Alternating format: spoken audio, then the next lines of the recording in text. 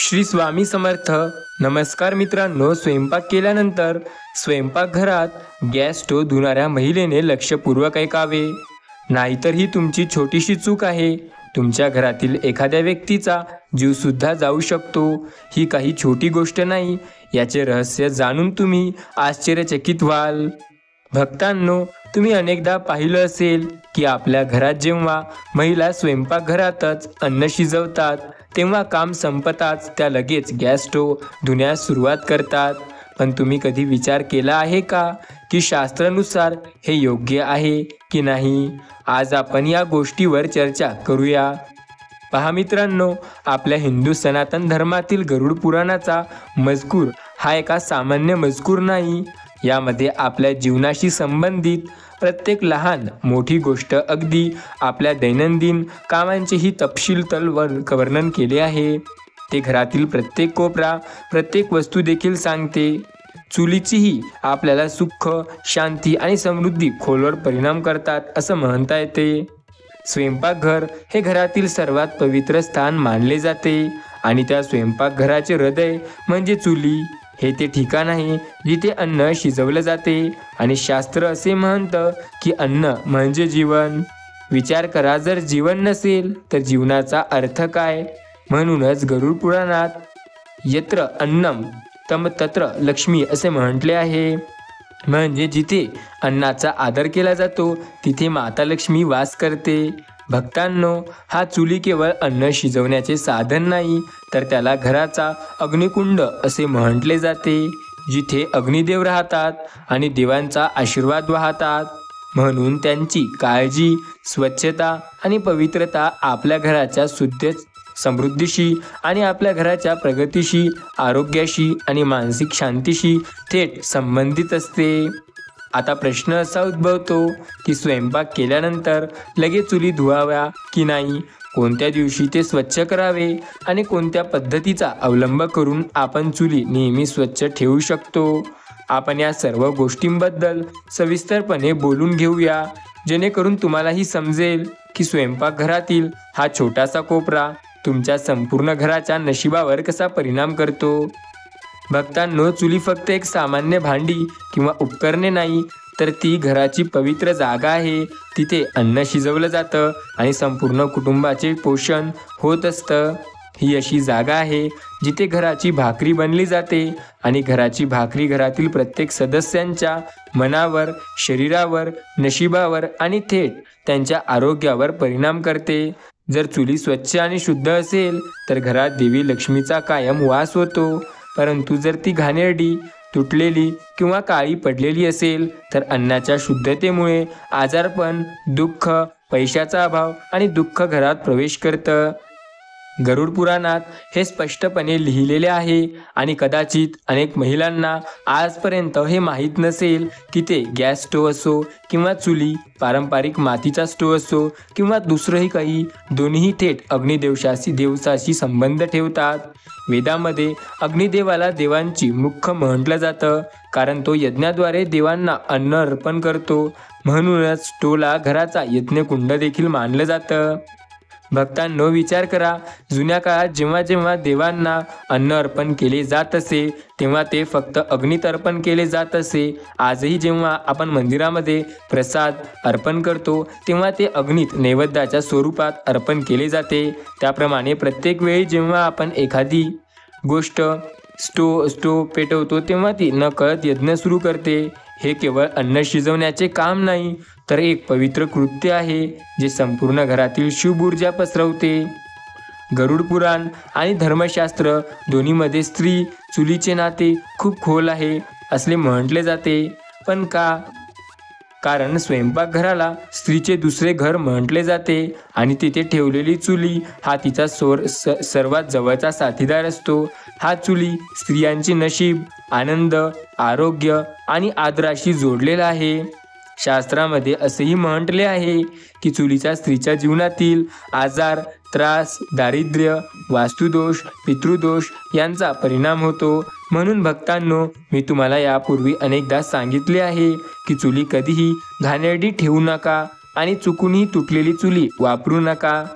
जर आपण नियमित नियमाशिवाय चुलीचा वापर केला तर स्त्रीच्या आयुष्यात दुःख नाही तर तिला अपमान आणि मानसिक ताण तणावाचाही सामना करावा लागू शकतो. एवढं नाही तर कुटुंबात अशांतता आणि आजारपणही वाढू शकतं. शास्त्रामध्ये असे म्हटले जाते की चुलीची स्थिती घरातील महिलांचे मानसिक आणि कौटुंबिक संतुलन राखते. म्हणून तिचा आदर करणे, त्याची काळजी घेणे आणि तिचे पवित्र राखणे हे केवळ स्वच्छ करण्याचे काम नाही तर धार्मिक आणि आध्यात्मिक कर्तव्य आहे. भक्तांनो, पुढे जाण्यापूर्वी जर तुम्हालाही माता लक्ष्मीचा आशीर्वाद तुमच्यावर कायम राहावा असं वाटत असेल तर हा व्हिडिओ लाईक करा आणि तुम्ही जर या चॅनलवरती नवीन आला असाल तर या ASA मराठी यूट्यूब चॅनलला नक्की सबस्क्राईब करा आणि कमेंट बॉक्समध्ये जय लक्ष्मी माता किंवा जय माता लक्ष्मी किंवा श्री स्वामी समर्थ असं नक्की लिहा. तुमची उपस्थिती निश्चित करा. भक्तांनो, वास्तुशास्त्रात चुली ठेवण्याची दिशा देखील खूप चांगल्या प्रकारे सांगितली आहे.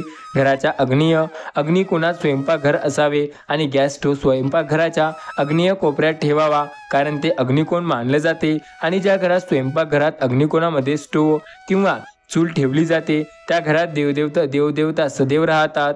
आणि स्वयंपाक करताना तोंड पूर्वेकडे किंवा उत्तरेकडे असावे. म्हणजे जेव्हा महिला गॅसवर स्वयंपाक करतात तेव्हा महिलांना पूर्वेकडे किंवा उत्तरेकडे तोंड करावं लागेल, कारण या दोन दिशा खूप शुभ मानल्या जातात आणि आपल्या देवी देवता या दोन्ही दिशास वास करतात. त्यानुसार जर स्टोव्ह पश्चिमेकडे किंवा उत्तर दिशेला असेल तर असे म्हटले जाते की त्या घरात पैशाचा अपव्यय होतो, त्या घरात पैसा राहत नाही, त्या घरात गरिबी दारिद्र्यता येते आणि ते घर अजिबात समृद्धी करत नसते. आणि घराचे सुख शांती कोणत्या गोष्टीवर अवलंबून असते? घराचे सुख आणि शांती घराच्या समृद्धीवर अवलंबून असते. म्हणून जर ते दक्षिण किंवा नेतृत्व कोणात असेल तर रोग आणि अपघात वाढतात. म्हणजे भक्तांनो, पहा की अनेक वेळा जेव्हा आपल्या घरातील एखाद्या व्यक्तीचे आरोग्य, त्याची तब्येत ही अचानक चढउतार होऊ लागते, कर्ज हे खूप जास्त वाढू लागते, समस्या वाढू लागतात, सुटायला वेळ घेतात, तर कुठेतरी याचे कारण असा ग्रह असू शकतो की तुमच्या घराचा चुलीचा ग्रह दक्षिण दिशेला ठेवला आहे. म्हणून लक्षात ठेवा की घराचा चुलीचा दक्षिण आणि पश्चिम दिशेला आणि ईशान्य मानला जाणारा किसान कोणीही ठेवू नये. जर या कोणात चूल असेल तर देव रागावतात आणि जर देव रागावले असतील तर आपल्याला पितृदोष देखील लागू शकतो.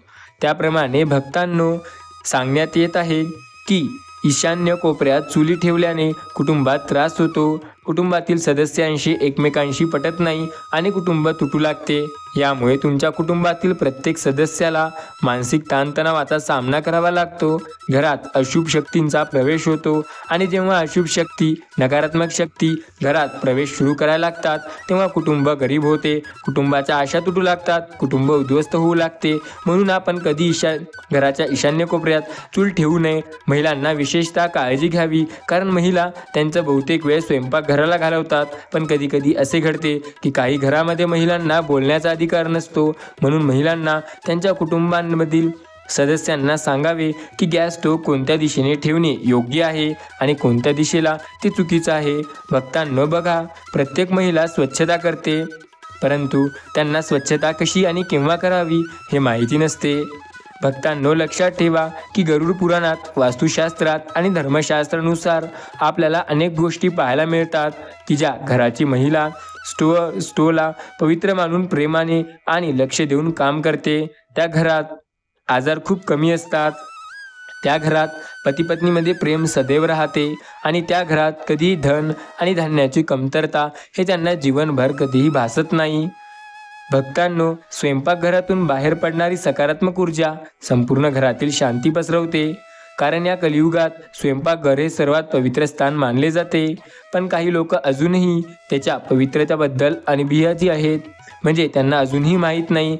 त्यांना वाटते की स्वयंपाकघरात पवित्रता राखली जाऊ शकते, पण स्वयंपाकघर नेहमी पवित्र ठेवले पाहिजे. पण आपल्या शास्त्रामध्ये गॅस स्टोव्ह, चूल असो स्वच्छ करण्यासाठी काही नियम आहेत. म्हणजे सकाळी सूर्योदयानंतर स्टोव्ह पेटवावा. महिलांनी नेहमी लक्षात ठेवावे की वादळी रात्री स्टोव्ह पेटवू नये. वादळी रात्री स्टोव्ह पेटवणे म्हणजे अग्निदेवताचा अपमान करणे. स्टोव्ह पेटवण्यापूर्वी तुम्ही हळद किंवा पाणी किंवा गोमूत्र याला हात लावावा आणि नंतर नकारात्मकता त्याचे नतमस्तक व्हावे. म्हणजे जर तुमच्या घरात गंजलेलं असेल तर महिलांना हवे असेल गॅस स्टोव्ह गंजलेलं त्यावर शिपडू शकता. परंतु असे म्हटले गेले आहे की स्टोव्हला हळदीचं पाणी किंवा गोमूत्र स्पर्श केल्यानंतर जर तुम्ही ते दररोज करू शकत नसाल तर किमान आठवड्यातून एकदा तरी हा नियम पाळू शकता आणि स्टोव्ह स्वच्छ झाल्यानंतर अन्न शिजवू शकता. म्हणजे आपल्या स्टोव्हवर स्वच्छ केल्याशिवाय अन्न शिजवू नये असं म्हटलं जातं. भक्तांनो, आठवड्यातून एकदा विशेषतः स्वच्छतेची काळजी करावी. कारण जर आपण आठवड्यातून एकदा आपल्या घरचे स्वयंपाकघर स्वच्छ केले तर ते चांगले होईल का? कारण पहा, केवळ अग्निदेवताच नाही तर माता अन्नपूर्णा आणि माता लक्ष्मीचाही गॅस स्टोव्हवर स्थान आहे. त्यावर बसतात. म्हणून लिंबू आणि मीठ मिसळून स्टोव्हचा जळालेला भाग स्वच्छ करा. ब्रश किंवा कपड्याने कोपरे पूर्णपणे स्वच्छ करा. याने आपल्याला चांगला फायदा होतो. लक्षात ठेवा भक्त हो, स्टोव्ह खाली साचलेली घाण किंवा तेलाचे डाग पूर्णपणे काढून टाका आणि गॅस पाईप आणि वॉल्व हे ओल्या कपड्याने पुसून टाका. तिथे घाण साचते, त्यामुळे वास्तुदोष निर्माण होऊ शकतो.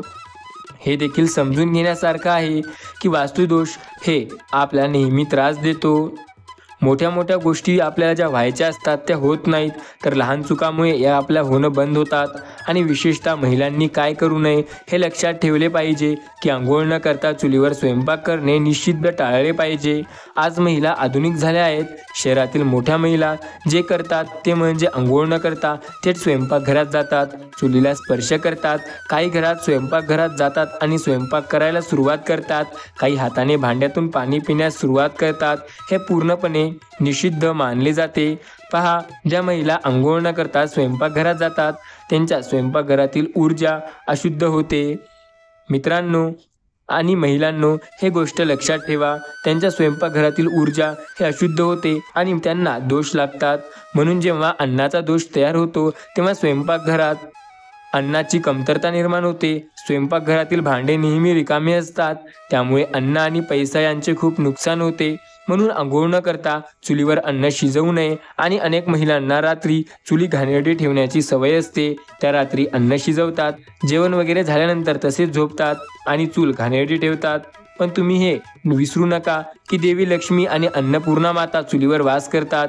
देवी लक्ष्मीचा संबंध हा अन्नपूर्णाचा संबंध हे इतरांशी आहे. म्हणून महिलांनी रात्री चुली घाणेरडी ठेवू नये. स्वयंपाक केल्यानंतर लगेच चूल स्वच्छ करावी. गॅस असेल तर गॅस स्वच्छ करावा. आणि जळलेल्या चुली अनेक दिवस अस्वच्छ ठेवल्याने ग्रहांचा त्रासांना आपल्याला सामोरे जावं लागते. आजारांना आणि पैशाच्या नुकसानीला आमंत्रण मिळते. घरातील महिला महिने चुली स्वच्छ करत नाहीत, मग त्यांना अनेक प्रॉब्लेम जातात. कारण अनेक महिला काम करायला आळस करतात. जर काही महिला नोकरी करत असतील तर त्यांना वेळ मिळत नाही. काही महिला स्वच्छतेस रस दाखवत नाहीत, तर त्यामुळे घरात वातावरण बिघडते. हे नक्की करा. आता भक्तांनो, पहा की अनेक लोकांना ही सवय असते. अरे, मी इथे फक्त महिलांबद्दल बोलत नाहीये, मी पुरुषांबद्दल सुद्धा बोलत आहे की अनेकांना चुलीजवळ घाणेरडी भांडी ठेवण्याची सवय असते. ही फार घाण सवय, फार वाईट सवय आहे. आता घाणेरडी भांडी कधीही चुलीजवळ ठेवू नका, कारण चुली ही सर्वात पवित्र गोष्ट आहे आणि चुलीजवळ घाणेरडी भांडी ठेवल्याने चुलीला वास्तुदोष निर्माण होतो. त्यामुळे नकारात्मक ऊर्जा जमा होते. आपण चुलीजवळ रिकामी भांडी ठेवू नये आणि खरकटी तर अजिबात नाही. आणि चुलीवर वस्तू ठेवल्याने म्हणजे पेट्या, भांडी ऊर्जेचा प्रवाह थांबवतो आणि कामात व्यत्यय येतात. महिलांनी हे करताना विशेषतः काळजी घ्यावी. आणि जेव्हा त्यांना कधी वस्तू ठेवण्यासाठी जागा मिळत नाही तेव्हा त्या चुलीवर टाकतात. ते पूर्णपणे चुकीचं मानलं जाते. भक्तांनो, चुलीच्या संबंधित काही आध्यात्मिक नियम देखील आहेत. ते नियमसुद्धा आम्ही तुम्हाला सांगणार आहोत. फक्त शांतपणे आणि लक्षपूर्वक ऐका. भक्तांनो, हे लक्षात घ्या. असे म्हटले जाते की गायत्री मंत्र किंवा ओम अग्नीय नमः या शब्दाचा उच्चार करून चुली दिवसातून एकदा सकाळी किंवा संध्याकाळी कधीही पेटवावी. कारण चुली देखील एक अतिशय पवित्र वस्तू आहे आणि ती पूजेला पात्र आहे. अनेकदा लोक चुलीवर घरी आणतात तेव्हा ती चुली वापरण्यापूर्वी त्या चुलीवर स्वस्तिक बनवतात. त्या चुलीवर कुंकू, अबीर, गुलाल, अक्षता अर्पण केले जातात. म्हणून गायत्री मंत्र ओम अग्नीय नमः म्हटल्यानंतर चुलीचा वापर करावा आणि माता अन्नपूर्णा देवीचे स्मरण करून स्वयंपाक करताना जेवण बनवावे. भक्तांनो, हे काही नियम आहेत. अत्यंत महत्त्वाचे आणि तुमच्या जीवनात चांगले सकारात्मक परिणाम देणारे हे नियम आहेत. जर हा व्हिडिओ आवडला असेल तर नक्की या व्हिडिओला एक लाईक करा. सोबत चॅनलवरती नवीन आला असाल तर आपल्या ASA मराठी या धार्मिक भक्ती यूट्यूब चॅनलला नक्की सबस्क्राईब करा. भेटूया एकदा पुन्हा नवीन व्हिडिओसोबत. तोपर्यंत श्री स्वामी समर्थ. जय श्रीराम.